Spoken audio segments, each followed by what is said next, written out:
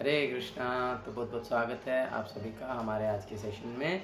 और आज हम चर्चा कर रहे हैं सच्चिदानंद श्री भक्ति विनोद ठाकुर जी के विषय में। तो वैसे तो मैं चाहता था कि मैं पूरा बायोग्राफी को अच्छे से पढूं और प्रिपरेशन करके कुछ बोल पाऊं, लेकिन आज बहुत सारी सेवाओं में व्यस्त होने के कारण मुझे बिल्कुल भी पढ़ने का अवसर नहीं मिल पाया। तो फिर मैंने एक इस्कॉन डिज़ायर ट्री का एक वो ढूंढा। मैंने सोचा कि एक आर्टिकल था तो मैंने सोचा कि उसको पढ़ेंगे, लेकिन अभी मैं निकाल रहा हूँ तो वो भी सर्विस अनअवेलेबल दिखा रहा है।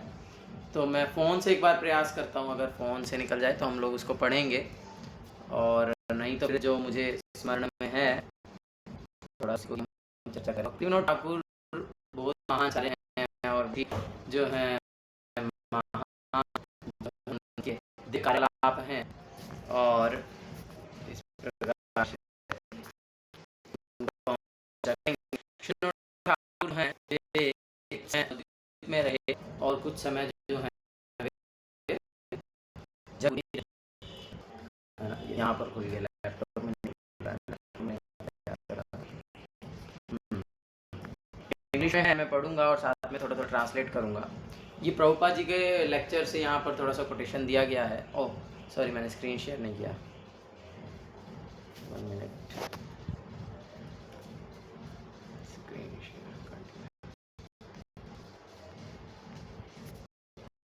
यस, आप मेरी स्क्रीन को अभी देख पा रहे हैं? हरे कृष्णा। जी प्रभु। तो श्री सच्चिदानंद भक्ति Vinoda Thakur appeared in 1838 in a wealthy family in Nadia district. तो भक्ति विनोद ठाकुर जी का जो जन्म है, जो प्राकट्य है, वो 1838 में एक बहुत ही धनी परिवार में हुआ था, नदिया जिले में, वेस्ट बंगाल में। He revealed that he is an eternal associate of Shri Chaitanya Mahaprabhu by his extraordinary preaching activities। तो उन्होंने अपने अद्भुत प्रचार कार्यों से यह जो है प्रकट कर दिया कि वे चैतन्य महाप्रभु के शाश्वत जो हैं संगी हैं, पार्षद हैं, and profile and prolific writings, और अपनी जो उन्होंने लेखन कार्यों से। Living as a mahabhagavata Vaishnava, he stayed in grihastha ashram until the last few years of his life. और अपने शरीर के अपने इस जीवन काल के अंत समय के कुछ वर्षों पूर्व तक वे गृहस्थ आश्रम में ही रहे, और उसके पश्चात उन्होंने बाबा जी वेश धारण कर लिया, और उसके पश्चात वे समाधि में चले गए और गौर गदाधर और राधा माधव की सेवा में चले गए। तो वे जो हैं एक सरकारी बहुत ही अच्छे पद पर थे, रिस्पॉन्सिबल पोजीशन, डिस्ट्रिक्ट मैजिस्ट्रेट के रूप में, हाई कोर्ट के जज थे जगन्नाथपुरी में। और वे जो हैं एक कृष्ण भावना भावित परिवार का पालन पोषण करते थे, और उन्होंने 100 पुस्तकें जो हैं वो लिखी थी कृष्ण भावनामृत के ऊपर। उसी समय वे जो हैं वे भगवान की अन्य और कई सेवाओं में लगे हुए थे, और यही उनके जीवन की सुंदरता थी। पूरा दिन जो है सरकारी जो है सेवाएं करने के पश्चात वे केवल 4 घंटे सोया करते थे, रात को उठ जाया करते थे और फिर सुबह तक लिखा करते थे। इस प्रकार से वे हर रोज ऐसा किया करते थे। तो भक्ति विनोद ठाकुर जी ने जो वैष्णव दीक्षा है वे विपिन बिहारी गोस्वामी पाद से प्राप्त की, जो कि जानवा माता के लाइन में आते हैं। उसके पश्चात उन्होंने जो है आध्यात्मिक जो दिशा निर्देश हैं वे शिला जगन्नाथ दास बाबा जी से प्राप्त किए। तो वास्तविकता में जो जगन्नाथ दास बाबा जी हैं वे भक्ति विनोद ठाकुर के दीक्षा गुरु नहीं हैं, वे उनके शिक्षा गुरु हैं। और हमारा जो परंपरा है ये शिक्षा गुरुओं का परंपरा है वास्तविकता में। हाँ, holding an exalted government post, vast erudition and spiritual accomplishment never disturbed Bhakti Vinoda Thakur. अच्छा, जो है उनके पास इतनी महान जो है सरकारी पद था, बहुत ही ज़्यादा जो है यश था, और जो है आध्यात्मिक भी उनके पास बहुत कुछ था, लेकिन ये सब भी भक्ति विनोद ठाकुर को किसी भी प्रकार से प्रभावित नहीं कर पाए थे। वे ये इतना सब कुछ होते हुए भी उन अभिमान से शून्य थे, सदैव बहुत ही विनम्र रहते थे और सभी के जो है दोस्त बने रहते थे। वे जो हैं उनके घर पे जब भी कोई दान मांगने के लिए आता था तो वह सदैव खुश और संतुष्ट होकर के ही जाता था। वे सबका भला चाहने वाले थे और कभी किसी से द्वेष नहीं करते थे, और उनके प्रचार कार्यों में भी जो उनके द्वेषी थे उनसे भी वे कोई गर्ज नहीं रखते थे, उनसे भी कोई द्वेष नहीं करते थे, और वो किसी दूसरे को ऐसा कुछ नहीं बोलते थे जिससे कि वो हर्ट हो जाए। वास्तविकता में हम भक्ति विनोद ठाकुर का जीवन जब जानते हैं तो देखते हैं कि कितना ज़्यादा जो है भक्ति विनोद ठाकुर खंडन किए हैं सहजियापन का। The Thakur was always courageous and act for everyone's welfare. तो इस प्रकार से यहाँ पर तो कुछ खास बताया नहीं। यस, ये बताया उनका शेड्यूल, हर रोज़ क्या करते थे, रात को 10 बजे से लेकर के सुबह के 4 बजे तक वे लिखा करते थे। 4 बजे से लेकर के 4:30 बजे तक थोड़ा सा रेस्ट करते थे। 4:30 से लेकर के सुबह 7 बजे तक अपना जप किया करते थे। 7 से 7:30 कॉरेस्पॉन्डेंस, 7:30 से 9:30 शास्त्र पढ़ते थे। 9:30 से 10 जो है वो नहाना और प्रसाद खाते थे, जिसमें वे केवल आधा लीटर दूध पीते थे, कुछ फल खाते थे और 2 चपाती खाते थे। 10 बजे से 1 बजे तक कोर्ट की ड्यूटी में जाते थे। 1 से 2 फिर घर पे आकर के नहाना धोना करते थे और फिर 2 बजे से 5 बजे तक फिर से कोर्ट की ड्यूटी में जाते थे। फिर 5 से 7 फिर संस्कृत से बंगाली में शास्त्रों को ट्रांसलेट करते थे और 7 से 8 फिर नहाना और कुछ हल्का प्रसाद, वही से थोड़ा दूध, थोड़ा चावल, थोड़ा चपाती, इस प्रकार से खाते थे। तो इस प्रकार से भक्ति विनोद ठाकुर केवल 3 से 4 घंटे की नींद लिया करते थे और 8.5 घंटे तक लिखा करते थे और 4.5 घंटा जप करते थे और पढ़ाई करते थे और 6 घंटा काम किया करते थे। तो इस प्रकार से शिला भक्ति विनोद ठाकुर को जो है सच्चिदानंद क्या बोलते हैं, सेवंथ गोस्वामी भी कहा जाता है, सप्त गोस्वामी भी कहा जाता है। उन्होंने 100 से अधिक जो है आध्यात्मिक पुस्तकें लिखी हैं। उन्होंने चैतन्य महाप्रभु के जो आविर्भाव स्थान की खोज की है। उन्होंने जो है प्रचार के लिए जो है एक नया माध्यम दिया है। बंगाली, उड़िया और इंग्लिश में उन्होंने प्रचार के लिए कार्य किए हैं, इनोवेशंस की हैं और उन्होंने बहुत सारे भजन, पोएम्स और सॉन्ग्स लिखे हैं, जिसमें उन्होंने पूर्ण भाव जो है दर्शन के अनुसार वो हमें प्रदान किया है। तो इस प्रकार से बहुत ही महान हैं शिला भक्ति विनोद ठाकुर। तो उनके जीवन के विषय में हम कुछ अभी चर्चा करेंगे। तो यहाँ से तो मुझे कुछ मिला नहीं, लेकिन मुझे जो स्मरण आ रहा है उसको हम चर्चा करते हैं। तो प्रारंभ करते हैं जब शिला भक्ति विनोद ठाकुर जब वे जगन्नाथपुरी में रहा करते थे। तो जगन्नाथपुरी में जब जो जगन्नाथपुरी गए हैं, शिवम प्रभु और गौरव प्रभु वो लोग दर्शन किए हैं। जगन्नाथपुरी में जगन्नाथ मंदिर से केवल 100 मीटर की दूरी पर जो है वो शिला भक्ति विनोद ठाकुर का घर था और शिला भक्ति विनोद ठाकुर वहाँ पर डिस्ट्रिक्ट मजिस्ट्रेट्स थे, बहुत ही उच्च पद पर आसीन थे। और जो है फिर क्या हुआ, एक सेकंड में फोकस मोड कर देता हूँ। तो फिर जो है उनके बहुत सारी संतानें हो चुकी थी और लेकिन वे फिर भी जो है विमला देवी का एक मंदिर है जगन्नाथ मंदिर के अंदर। जगन्नाथ मंदिर के अंदर बहुत सारे देवी देवताओं के मंदिर हैं, तो उनमें से एक विमला देवी हैं। सारा जो भी प्रसाद है जो पहले जगन्नाथ जी को भोग लगता है वो पहले विमला देवी के पास जाता है। विमला देवी को स्वीकार करने के पश्चात वो जो प्रसाद है वो बांटा जाता है। तो इस प्रकार से जो विमला देवी हैं उनसे भक्ति विनोद ठाकुर बहुत प्रार्थना किया करते थे कि जो है मुझे एक ऐसा वैष्णव पुत्र प्रदान कीजिए, एक भगवान का शुद्ध भक्त प्रदान कीजिए जिसके जो इस चैतन्य महाप्रभु के इस प्रचार कार्य को बढ़ा दे, जो है पूरे भारत में इसको प्रचार कर दे, इसको लेकर के जाए। तो इस प्रकार से बहुत प्रार्थना करते थे और फिर जो है उनके घर में एक पुत्र का जन्म हुआ। तो उन्होंने विमला देवी का प्रसाद मानते हुए उनका नाम रखा विमला प्रसाद। तो वो जो विमला प्रसाद हैं वो किस प्रकार से भगवान की कृपा पात्र हैं वह पता चला जब जगन्नाथ जी की रथ यात्रा हो रही थी। तो जो भक्ति विनोद ठाकुर जी का घर है वो तो ग्रैंड रोड में ही है। मतलब जब जगन्नाथ जी अपने घर से श्री मंदिर से निकल करके अपनी मासी के मंदिर में जाते हैं, गुंडीचा मंदिर में, तो उसी रास्ते में ही उनका घर पड़ता है। तो एक बार जब जगन्नाथ जी रथ यात्रा करते हुए जा रहे थे तो उनका जो रथ है वो जगन्नाथ जी का रथ उनके घर के सामने आकर के रुक गया और आगे बढ़ ही नहीं रहा था। तो इस समय का लाभ उठा करके जो भक्ति विनोद ठाकुर जी की पत्नी हैं वे विमला प्रसाद, जो कि बच्चे थे अभी छोटे से एकदम, उनको गोद में उठा करके जो है ले आई। और क्योंकि वो डिस्ट्रिक्ट मजिस्ट्रेट की पत्नी थी तो किसी ने उनको मना भी नहीं किया और वे रथ में जा करके जगन्नाथ जी की गोद में जो है उन्होंने विमला प्रसाद को रख दिया। और जैसे ही उन्होंने विमला प्रसाद को रखा तो जगन्नाथ जी के गले की माला टूट करके विमला प्रसाद के गले में घिर गई। तो फिर भक्ति विनोद ठाकुर को कंफर्म हो गया कि यस, यही वास्तविकता में वो वैष्णव संत है, यही वैष्णव में वास्तविकता में वो शुद्ध भक्त है जो विमला देवी की कृपा से हमें प्राप्त हुआ है, और ये जो है श्री चैतन्य महाप्रभु के मिशन को आगे लेकर के जाने वाला है। तो इस प्रकार से भक्ति विनोद ठाकुर को विमला प्रसाद के रूप में श्रीला भक्ति सिद्धांत सरस्वती गोस्वामी प्रभुपाद प्राप्त हुए, और जिन्होंने बाद में बड़े होकर के बहुत ही प्रचार किया। तो अब अगर हम परंपरा को देखें, चैतन्य महाप्रभु के बाद षड गोस्वामी आए, और उसके पश्चात जो है जब सब मोस्टली अप्रकट हो गए ना, तो उसके बाद हमारी परंपरा में बीच में थोड़ा सा गैप आ गया।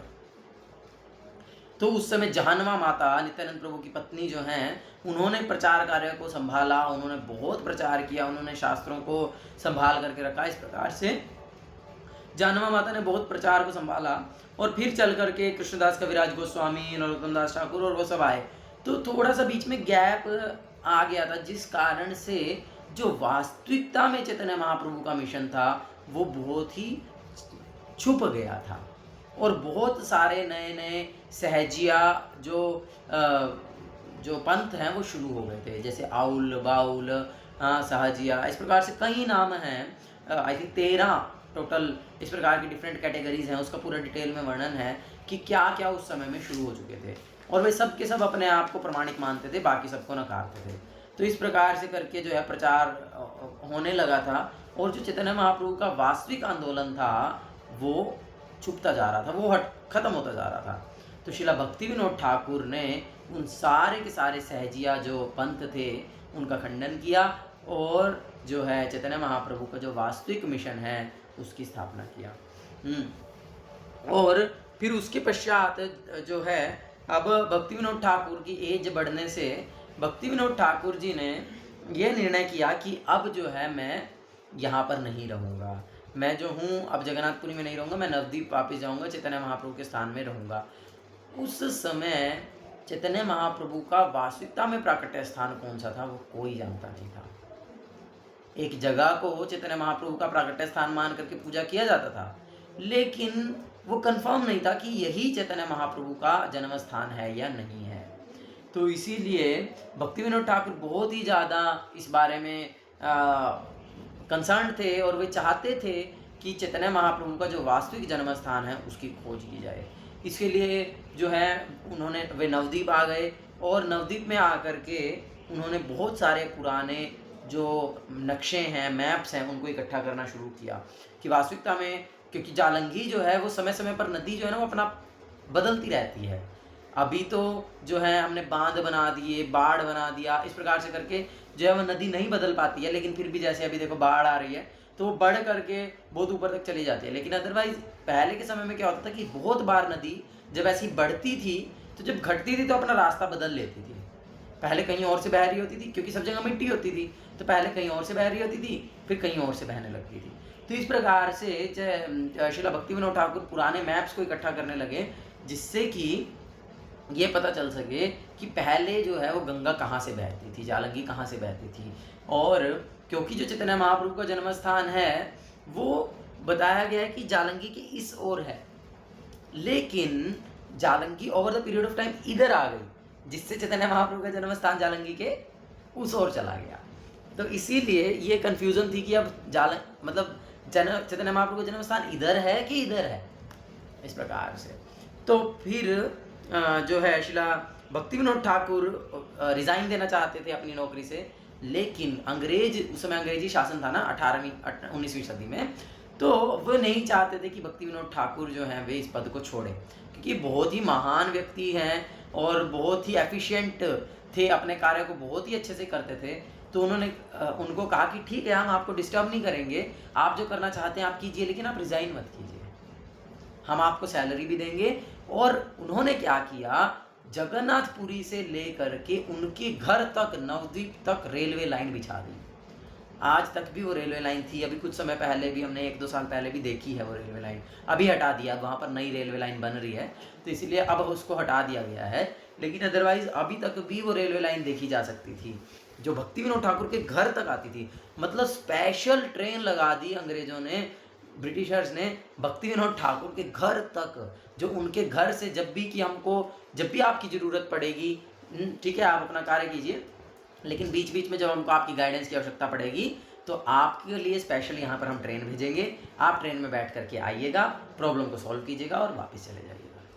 तो कितने एफिशिएंट होंगे अपने कार्य में, हम सोच सकते हैं भक्ति विनोद ठाकुर कितने जो हैं प्रकांड होंगे, कितने विद्वान होंगे और कितने परफेक्ट होंगे कि उनके लिए स्पेशल एक व्यक्ति के लिए पूरा रेलवे लाइन बिछाया गया और स्पेशल ट्रेन चलाई गई। इस प्रकार से तो वो गोद्रुम द्वीप है, वास्तविकता में नवद्वीप है ना, तो वो नवद्वीप में 9 द्वीपों के अलग अलग नाम है, जैसे अंतरद्वीप, सीमंत द्वीप, गोद्रुम द्वीप, ऐसे अलग अलग द्वीप हैं और उनके अलग अलग नाम हैं। तो शिला भक्ति विनोद ठाकुर वे कहाँ रहा करते थे? गोद्रुम द्वीप में रहा करते थे। तो गोद्रुम द्वीप में रहते हुए शिला भक्ति विनोद ठाकुर जो है वो खोज कर रहे थे। तो एक बार उन्होंने अपनी खिड़की से देखा, तो उन्होंने देखा कि उनको कुछ लोग कीर्तन करते हुए दिखे, जैसे भूत नाच रहे हों, ऐसा मतलब अंधेरे में रात को ऐसा लग रहा है कि कुछ लोग कीर्तन कर रहे हैं, परछाइयाँ सी जैसे दिख रहा है। तो फिर उन्होंने उसको एग्जामिन करने के लिए वे उस स्थान पर गए।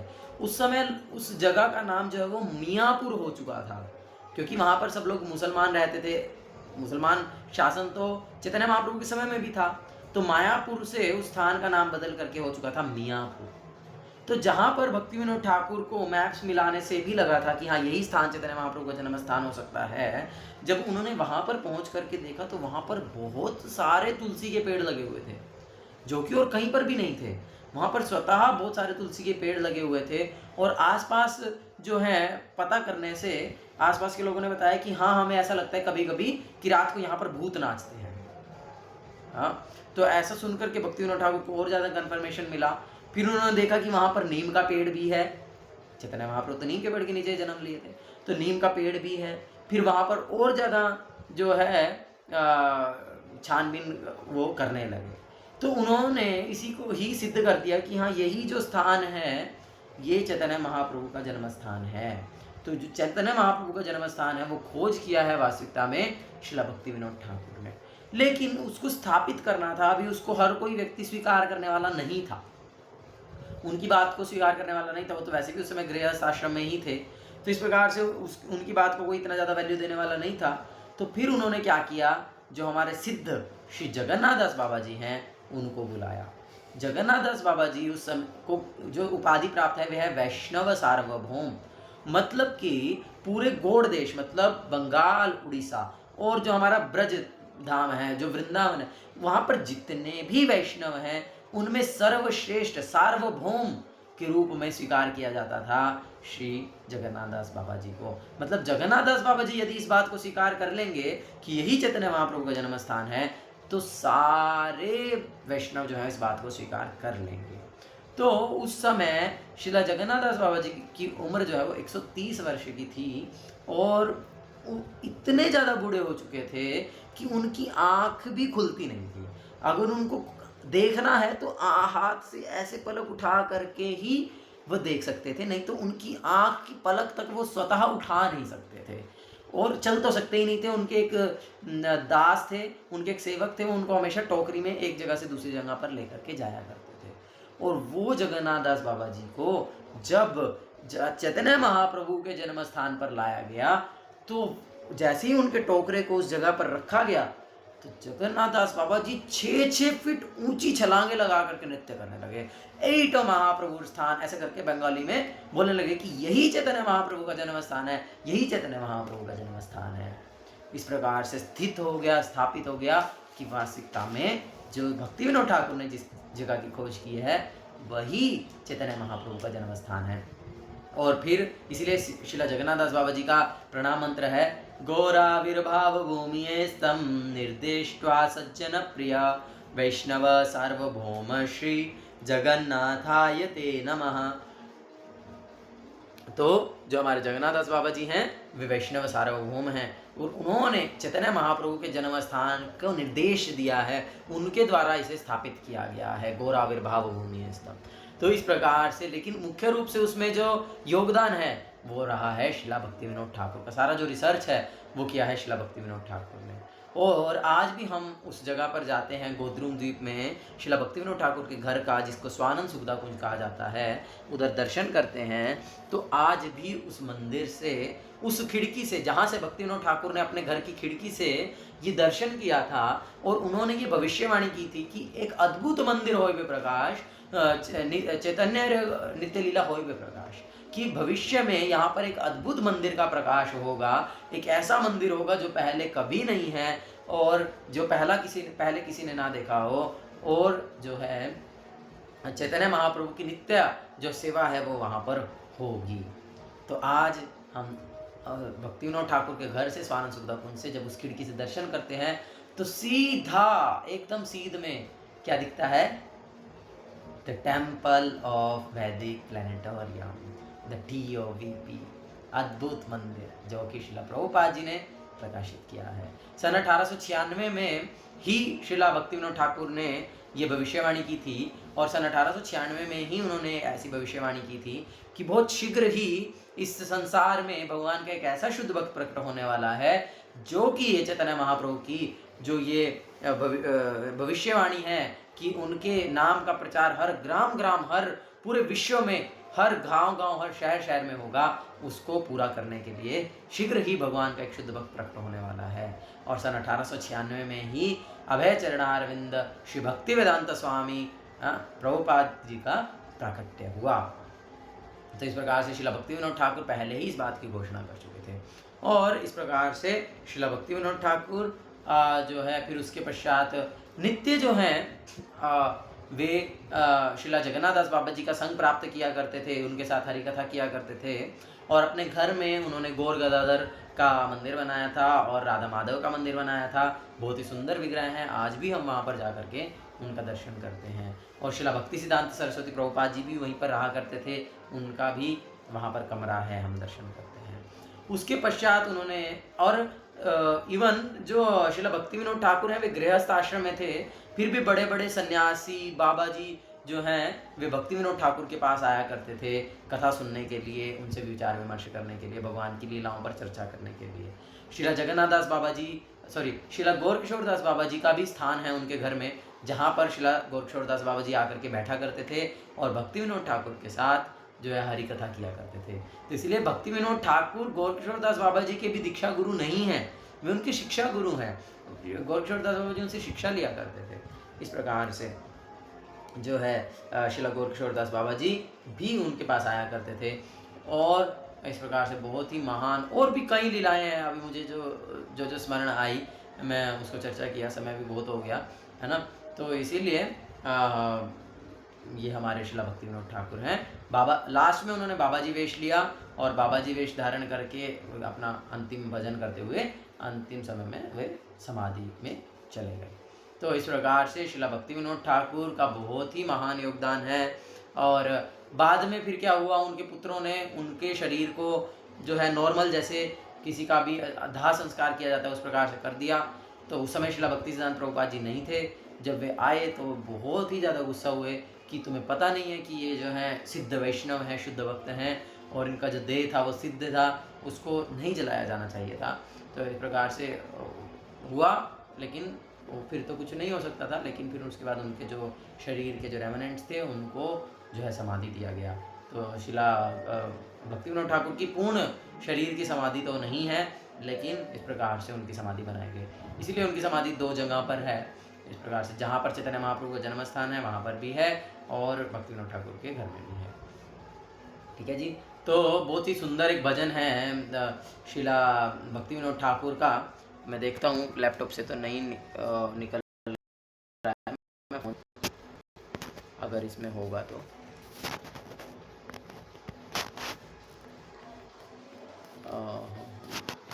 यस इसमें है और हिंदी में ही है। हम लोग एक छोटा सा भजन गाएंगे।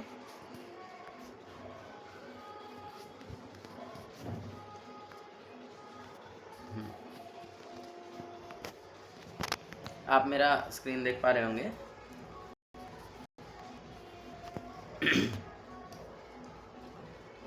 गुरुदेव बड़ो कृपा करी गौरवान माझे गोद्रु में दिया छे स्थान गुरुदेव बड़ो कृपा करी गौरवन माझे गोद्रु में दिया छे स्थान आज्ञा दिला मोरे ए ब्रजे बसी हरि नमा कर गान आज्ञा दिला मोरे ए ब्रजे बसी हरि नमा कर गान तू कबे प्रभु योग्यता अर्पिबे ए दासे रे दया करी किंतु कबे प्रभु योग्यता अर्पिबे ए दास रे दया करी चित स्थिर होबे सकले साहिबो चित स्थिर होबे सकले साहिबो एकांते भजिबो हरि एकांते भजिबो हरि गुरुदेव बड़ कृपा करी गौरवन माझे गोद्रु में दिया छे स्थान गुरुदेव बड़ कृपा करी गौरवन माझे गोद्रु में दिया छे स्थान शैशव यौवने जड़ सुख संगे अभ्यास होइलो मंदा शैशव यौवने जड़ सुख संगे अभ्यास होइलो मंदा निज कर्म दोषे ए देह होइलो निज कर्म दोषे ए देह होइलो भजनेर प्रतिबंध भजनेर प्रतिबंध गुरुदेव बड़ कृपा करी गौरवन माझे गोद्रु में दिया छे स्थान गुरुदेव बड़ कृपा करी गौरवन माझे गोद्रु में दिया छे स्थान वार्धक्य एखन पंचरोगे हत के मन भजिब बला वार्धक्य एखन पंचरोगे हत के मन भजिब बला कांतिया कांदिया तोमार चरणे कांदिया कांदिया तुमार चरणे पड़िया छी सुविवाला पड़िया छी सुविवाला गुरुदेव बड़ कृपा करी गौरवन माझे गोद्रु में दिया छे स्थान गुरुदेव बड़ कृपा करी गौरवन माझे गोद्रु में दिया छे स्थान। बड़ा ही सुंदर भजन है और इसका अनुवाद है। अर्थ पढ़िए सब एक एक। हरे कृष्ण ब्रो। हे गुरुदेव, अत्यंत कृपा पूर्वक आपने मुझे गौरमंडल के वन में स्थित गोद्रुम नामक स्थान में निवास प्रदान किया। आपने मुझे आज्ञा दी, इस स्थान पर वास करो, जो कि वृद्ध के समान ही है, तथा भगवान हरि के पवित्र नाम का जाप और कीर्तन करो। मोहित प्रभु अगला।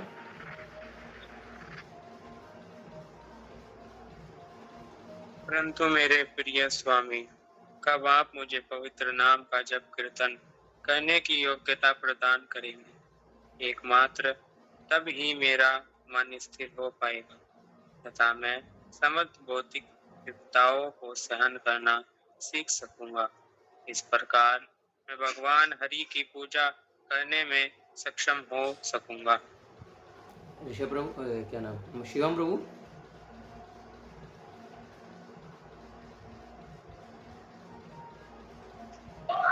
जी प्रभु। पढ़िए तीसरा। प्रभु मेरे को दिख नहीं रहा ना। ओके ओके, नेट स्लो चल रहा है। निशांत प्रभु हैं, पढ़ेंगे। हरे कृष्ण।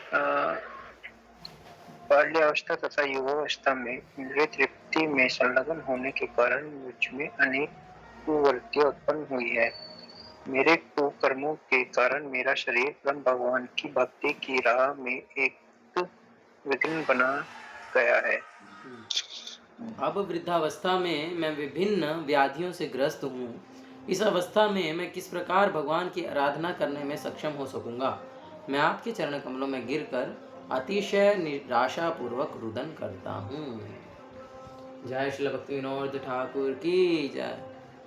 अच्छा, वैसे तो समय बहुत हो गया, लेकिन यदि आप लोग चाहेंगे तो एक और भजन हम गा सकते हैं जिसमें भक्ति विनोद ठाकुर कितना सुंदर भाव प्रस्तुत किए हैं। वास्तविकता में तो भक्ति विनोद ठाकुर के इतने भजन हैं, पूरा शरणागति एक पूरा बुक है जिसमें इतने सुंदर सुंदर भजन श्रील भक्ति विनोद ठाकुर गाए हैं, दिए हैं।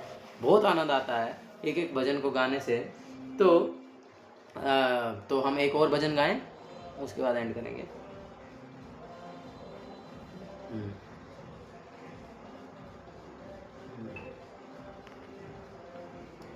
कैसे था?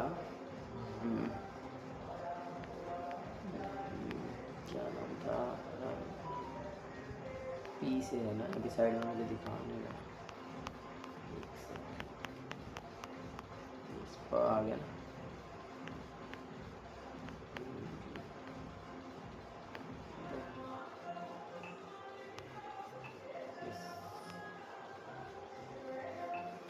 प्रभु तव पादायुगे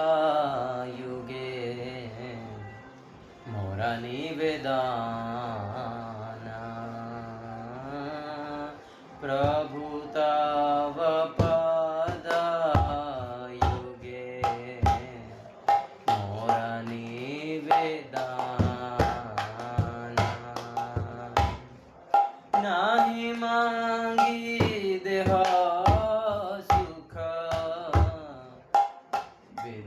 धन जाना,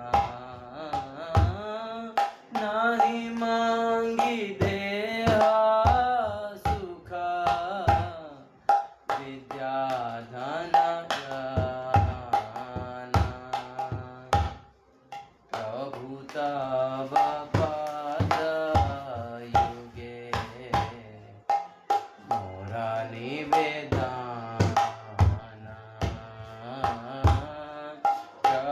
तव पादयुगे मोरा निवेदना, नाही मांगी स्वर्गाय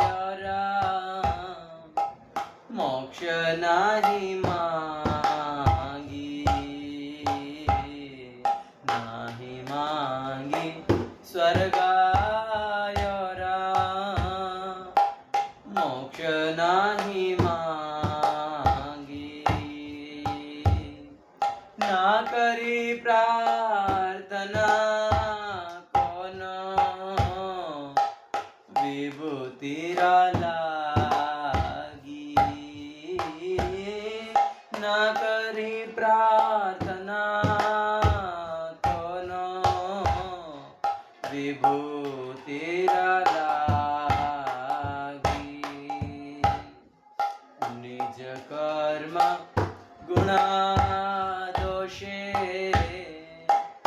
जे जे जन्म पाई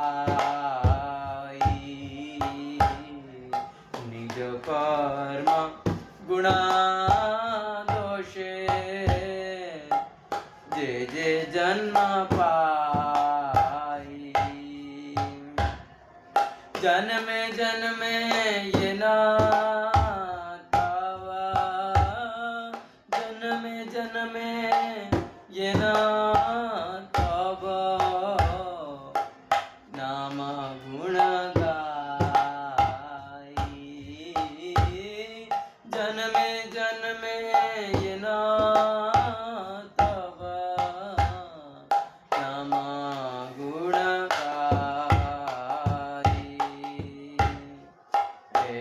मात्र आशा मामा तोमार चरणे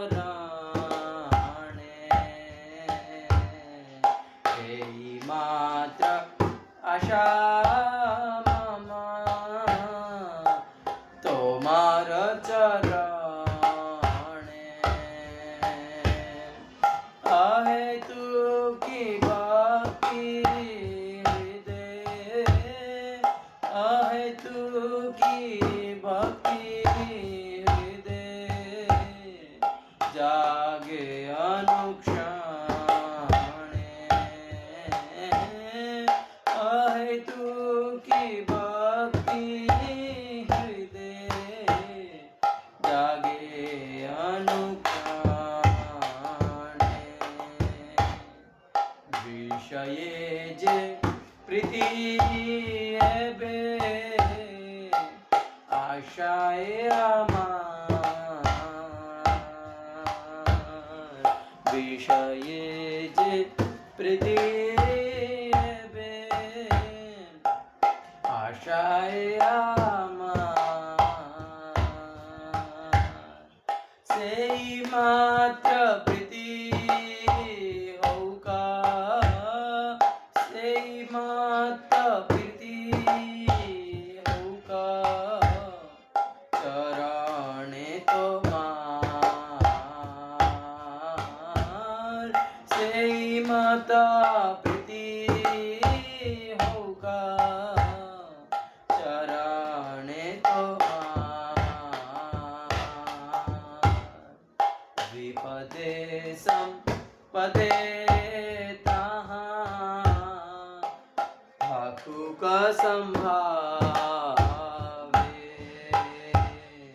विपदे संपदे